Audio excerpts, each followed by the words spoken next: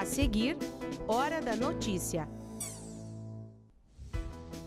Os números do primeiro turno das eleições em Passo Fundo a gente traz hoje no quadro Fatos. A situação do Rio Passo Fundo, como foi feita a pesquisa que indica que a qualidade da água só é adequada para navegação e harmonização paisagística. Os principais problemas do aparelho digestivo, assunto da nossa entrevista de hoje com o cirurgião Jorge Carlotto. O interesse pela leitura, o trabalho de alunos de uma escola de Passo Fundo para atualizar o espaço da biblioteca. E ainda na nossa série de reportagens sobre a infância, hoje vamos falar sobre saúde e autocuidado, um trabalho feito por estudantes de enfermagem da UPF nas escolas de Passo Fundo. Hoje é terça-feira, 9 de outubro, é Hora da Notícia.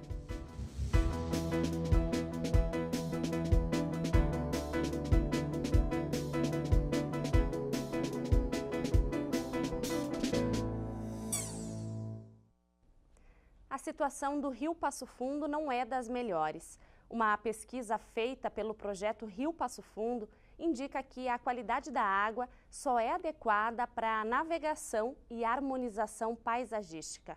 O nível de poluição é tão alto que está fora de questão consumir essa água. Só que hoje o rio abastece boa parte da cidade. 28 pontos foram analisados tanto nas áreas rurais quanto urbanas de Passo Fundo até Nonoai, a partir de análises químicas e biológicas. A existência de macroinvertebrados na água foi um bioindicador importante, já que alguns são resistentes à poluição e só se desenvolvem em água limpa. De 1 a 4, a classificação geral foi 4, o que indica que a água é poluída ou fortemente poluída. Classificação normalmente utilizada, essas condições que a gente encontrou dos afluentes do Rio Passo Fundo é de classe 4, onde só é possível navegabilidade e contemplação paisagística, Então, de que não haja um contato direto com essa água. A água é usada tanto nas áreas agrícolas quanto urbanas da região e boa parte da cidade se abastece do Rio Passo Fundo e do Arroio Miranda. Esse ponto do Arroio Miranda é um dos mais bem avaliados pela pesquisa. Além dele, outros 3 pontos foram considerados razoáveis, mas isso significa que outros 24 pontos foram considerados extremamente poluídos. Um dos pontos coletados indicou um pouco melhor a água, mas já no segundo ponto já deu ruim. Em 2012, uma pesquisa do Plano de Bacia do Rio Passo Fundo indicou que a água estava dentro da classe 2, com qualidade suficiente para o consumo. Desde então, nenhuma pesquisa havia sido realizada. A dificuldade em acessar outros pontos impossibilitou que mais amostras fossem coletadas. A empresa Júnior do curso de Engenharia Ambiental da UPF analisou as amostras. A conclusão é que para ter uma melhora na qualidade de água, é preciso que a pesquisa continue. Na verdade, hoje a gente não sabe o que realmente está interferindo nessa qualidade da água, porque a gente fez só uma caracterização, Se hoje eu for fazer mais algumas análises nos mesmos pontos, certamente vai estar um pouco diferente. Então, o ideal seria a gente fazer um monitoramento dessa região e fazer mais análises para ver o que realmente está interferindo, para a gente poder dizer o que poderia ser feito, em relação à água.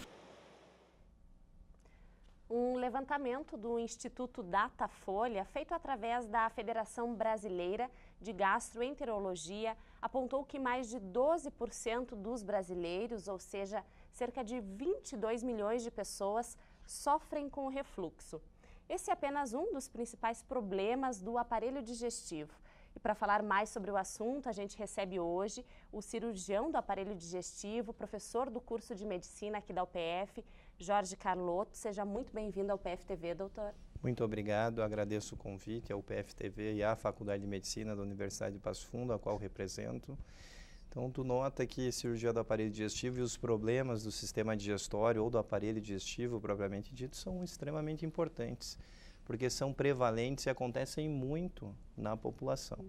O aparelho digestivo nada mais é do que um conjunto de órgãos que está relacionado desde a boca ao ânus, que tem o objetivo de fazer a propulsão de todo o alimento que chega na boca e que sai depois da nossa evacuação. E durante isso, esses órgãos, essas vísceras que compõem o aparelho digestivo, vão ter a função de fazer todo o processo de digestão, tanto da quebra desses alimentos, da absorção dos nutrientes e toda a metabolização. Então, falamos de uma parte muito importante. Nós, na cirurgia, brincamos muitas vezes que o abdômen é uma caixinha de surpresas, que nós temos vários órgãos que compõem esse aparelho digestivo. E muitas vezes uma dor abdominal pode estar relacionada a vários órgãos dessa composição. Eu citei aqui, doutor, como exemplo o refluxo, que é um problema tanto em crianças quanto em adultos, mas outro sério problema, entre os principais, é o câncer do aparelho digestivo.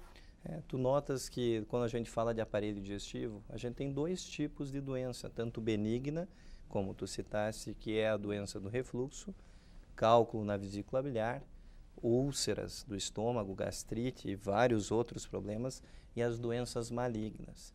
E essas nos preocupam muito. Sabemos que o câncer de estômago, que o câncer de fígado, câncer de pâncreas, câncer do intestino grosso também possuem uma prevalência e também um grau de letalidade. Muitas vezes são tumores extremamente agressivos. Só que são tumores também que boa parte deles, e principalmente quando nós falamos de estômago e de intestino grosso, que possuem prevenção. E muitas vezes a população deixa isso de lado.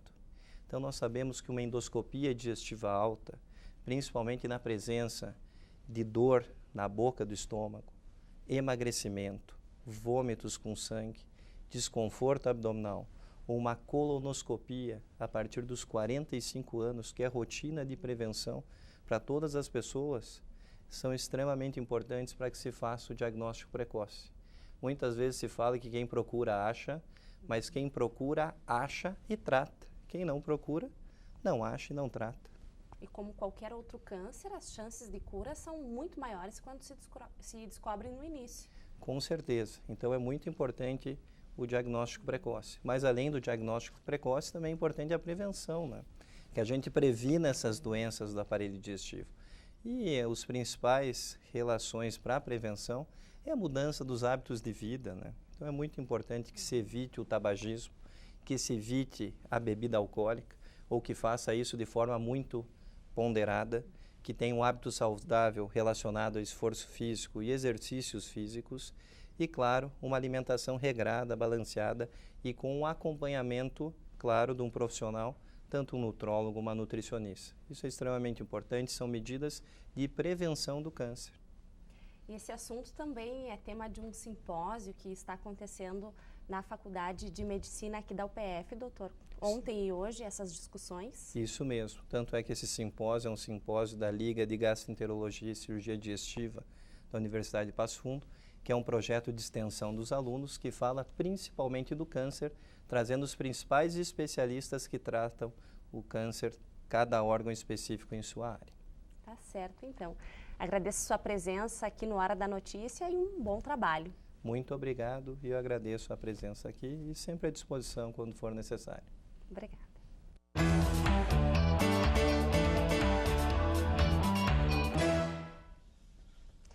E hoje a gente tem os números do primeiro turno das eleições em Passo Fundo no quadro Fatos. Zumara. Os números do primeiro turno das eleições de Passo Fundo revelam que o eleitorado passofundense foi mais fiel na votação para a presidência da República, com 95,08% dos votos válidos.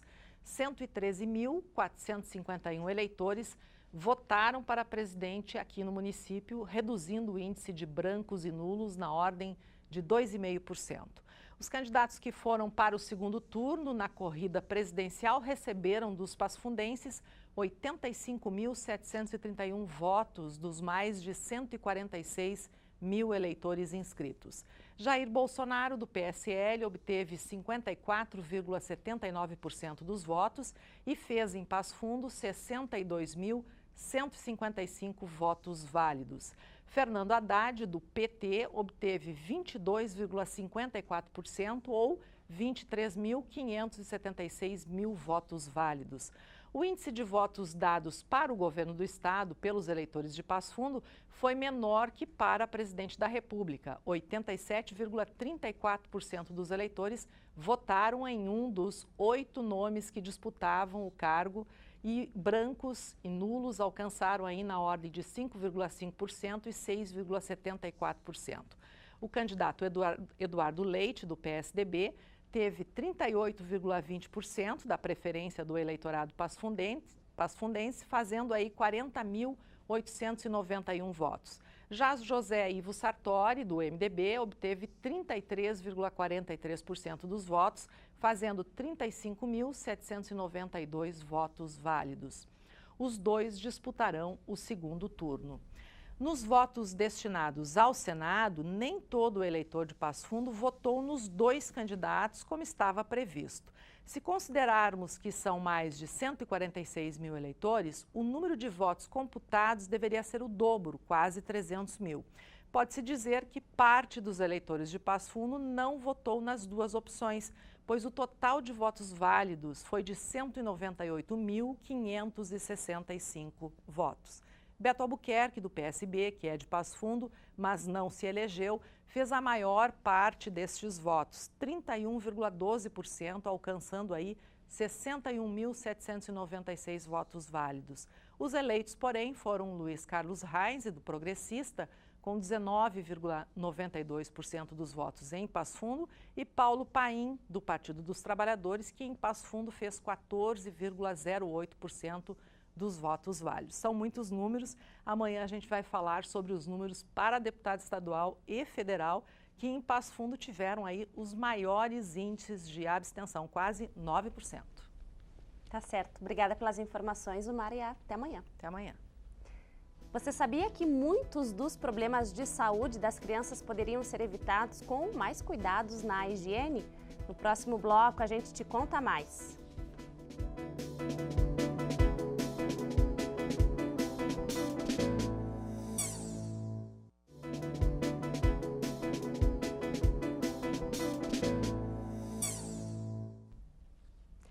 A efetividade da Constituição Federal nos seus 30 anos de vigência em debate no Estúdio 4 desta semana.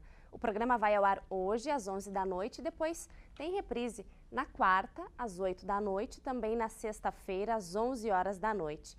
E ainda dá para acompanhar o programa na íntegra no canal do YouTube da UPF TV. Pancadas de chuva e trovoadas estão previstas para Passo Fundo. Essa instabilidade deve continuar até o fim de semana. Veja então os detalhes na previsão para amanhã e já para quinta-feira.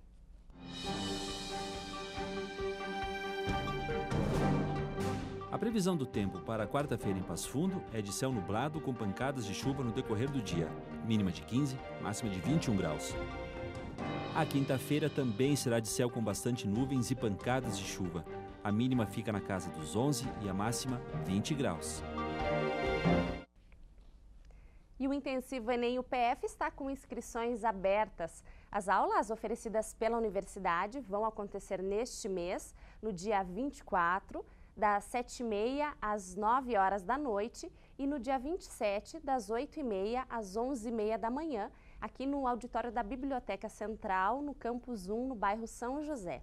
As inscrições são de graça e podem ser feitas no site da UPF, no link Eventos. Tem muita escola que reforma a biblioteca para despertar o interesse dos alunos, mas também tem alunos que reformam a biblioteca para ganhar o interesse da escola. Essa é uma daquelas histórias que provam como a leitura pode ser transformadora. A mudança não está só no pensamento, na construção do ser humano. Ela transforma espaços e muda a vida de muitas pessoas. A reportagem é da Júlia Poça e do Pablo Pinheiro. A leitura transformou a vida do Marcelo e ele transformou a vida da biblioteca do colégio. Eu não sentia essa recepção, sabe? E daí, eu não queria parar de ler só porque o ambiente que eu tô não me permite, né? Vamos dar um jeito. Foi esse o motivo principal de eu gostar de ler e ajudar para eu poder ajeitar a biblioteca, sabe?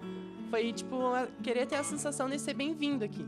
Se essa sala é assim hoje, é porque os alunos se reuniram para deixar com cara de biblioteca de verdade. Até então, ela era vista como um depósito de livros e não como um lugar que eu devia frequentar e ir ali ao momento que eu quisesse, para ter acesso à leitura que eu desejasse. O Marcelo deu o primeiro passo. Ele sugeriu uma reforma para a coordenação e, a partir disso, começou a reorganizar a sala. Antigamente, a biblioteca ela era um quadrado de estantes e quando tu perguntava se tinha uma obra de determinado gênero, tu não tinha uma resposta certa porque estava tudo misturado. Aí a ideia foi deixar aberto, que tu consiga visualizar pelo menos 90% do acervo e separar por primeiros clássicos, porque os clássicos, além de serem os clássicos, são bem cobrados para vestibular, são cobrados para as provas. Eu deixei cada estante mais ou menos com o mesmo gênero, para não ficar tão perdido uma coisa aqui e uma coisa lá.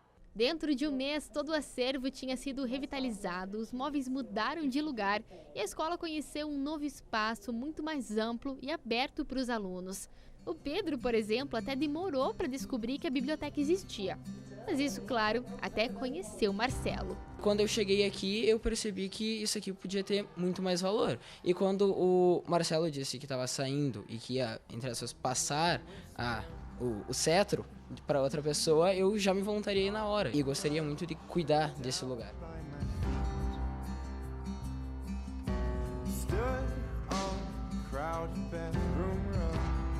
Eu, pelo menos, acabei descobrindo vários livros que eu nunca tinha ouvido falar. E daí eu vi, nossa, que livro interessante. Daí, já coloquei na listinha pra ler. E tem várias coisas interessantes na biblioteca que antes a gente acabava não enxergando.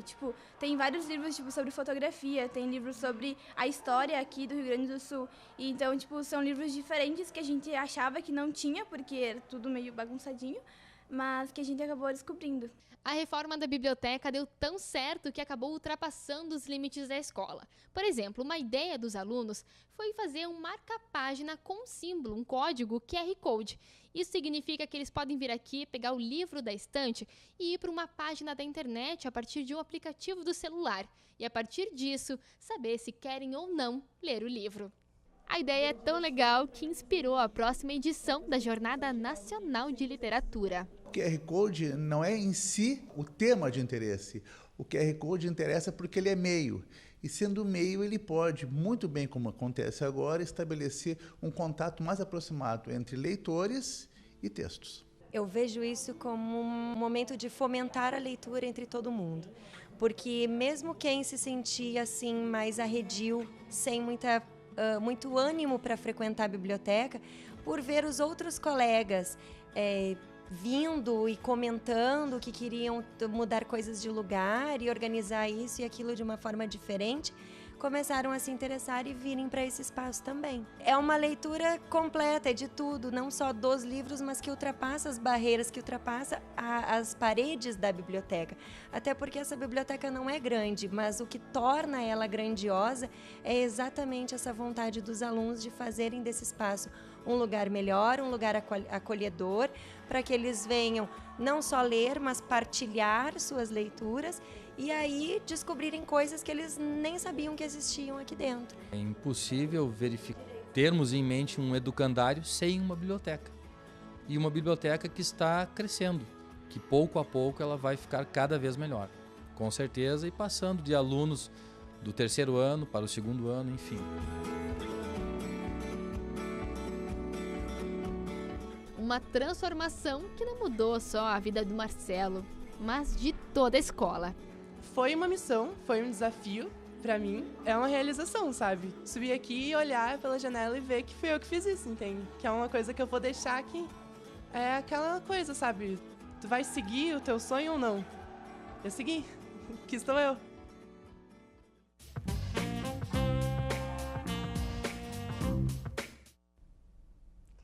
E agora a gente fala de saúde, mais precisamente da saúde das crianças. Você sabia que muitas doenças podem ser prevenidas só com uma boa higiene?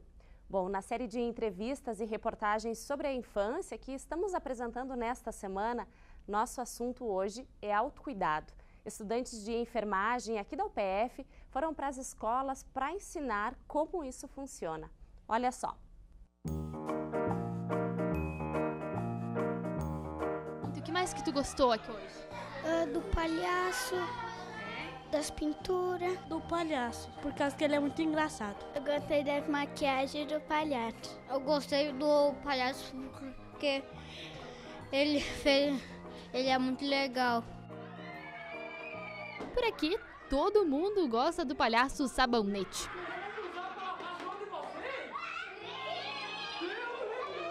O jeito que essa galerinha encara a higiene pessoal já não é mais a mesma de antes. E o palhaço é só um detalhe para tornar tudo mais fácil. Essa questão de educação em saúde, principalmente essa atividade aqui na escola, né? Ela acaba vir assim a explorar outras áreas em que o enfermeiro também pode atuar, né, na questão assim da educação em saúde. O Felipe é o palhaço Sabonete. Ele faz parte do grupo de saúde da criança e do adolescente, que vai para as escolas para falar de saúde com os alunos dos primeiros e segundos anos do ensino fundamental. O palhaço Sabonete vem assim mais ou menos numa metodologia assim para tentar ensiná-los, né, de como se cuidar, de o que eles devem fazer uso, do que eles não devem, né, o que eles devem fazer, como eles devem se higienizar corretamente, do cuidado propriamente com o seu corpo, com a sua autoestima, né. Eles estão numa idade onde a autoestima deles começa a florescer, eles na média aí dos 7, 8 anos, eles já conhecem os padrões de beleza, então eles vão se enquadrando e às vezes alguma aparência física, alguma deficiência assim acaba que os exclui, né, de alguns grupos e algumas coisas. Eles parecem pequenos, mas entendem muito bem do que se trata. Foi legal por causa que a gente fez um monte de coisa e aprendeu. A gente tem que escovar os dentes, cortar as unhas, lavar as mãos, lavar os cabelos, tomar banho. Ensinaram de dente, de cortar a unha, lavar a mão, tomar banho, de secar. Por mais que os pais trabalhem em casa, a escola também tem trabalhado, na verdade. Quando a gente pergunta, todos eles respondem, só que na prática é diferente. Então, acho que é interessante a gente trabalhar de forma lúdica, né? Pinta as mãos, leva para o banheiro, lava as mãozinhas, a própria maquiagem, cuidado com o cabelo, porque o fato não é só vir e pintar o cabelo ou prender o cabelo, mas enquanto as alunas vão fazendo isso, elas vão falando sobre todos os cuidados que tem que ter, o controle do piolho, por exemplo, que é uma coisa importante na escola, né? Então, eles vão, de forma lúdica, adquirindo os hábitos saudáveis. Uma experiência colorida que transforma e influencia o crescimento.